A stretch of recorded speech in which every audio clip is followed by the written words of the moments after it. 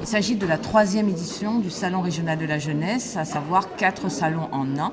Donc le Salon de l'éducation, Sciences Réunion avec la fête de la science, le Salon de la formation professionnelle et de l'apprentissage et Sup Entreprise, donc le volet relations université et monde économique.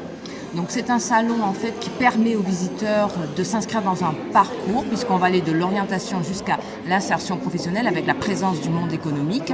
Et c'est un salon qui permet également d'avoir le maximum d'informations et voire de pouvoir se préinscrire sur un certain nombre de formations. Donc le public cible, c'est bien entendu le public jeune avec les collégiens et bien entendu les lycéens. Donc à ce jour, nous avons environ 12 000 lycéens inscrits. Et c'est un salon qui accueille chaque année, en tout cas depuis 2014, 50 000 visiteurs.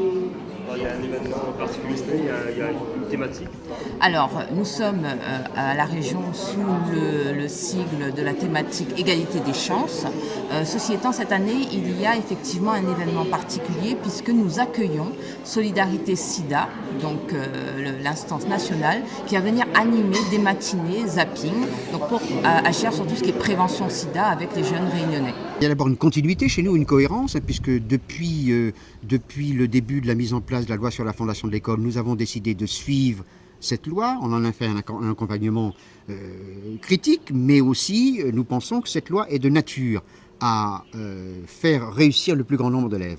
Donc on est dans cette continuité et dans cette cohérence. Et puis en même temps, évidemment, je veux dire, on ne peut pas rester insensible aux derniers événements qui se sont déroulés à Paris. Et donc, on est dans un contexte un petit peu particulier qui nous oblige à être encore plus exigeants en matière éducative, parce qu'il n'y a que par l'éducation, au long terme, qu'on réussira à ce qu'un certain nombre de jeunes échappent à cette emprise, échappent à cette mise sous tutelle, échappent à ces mouvements sectaires qui finalement, je veux dire, en font des instruments d'une cause qui est suicidaire. Donc l'éducation est convoquée, l'éducation doit être présente à ce niveau-là, et donc on en parlera avec les parents d'élèves, avec l'ensemble de la communauté éducative, et on en parlera aussi en mettant l'accent sur l'éducation, sur l'enseignement moral et civique, qui est une des composantes de cette loi sur la fondation de l'école et dont nous souhaitons que cet enseignement réussisse parce qu'il est important pour l'avenir de notre jeunesse.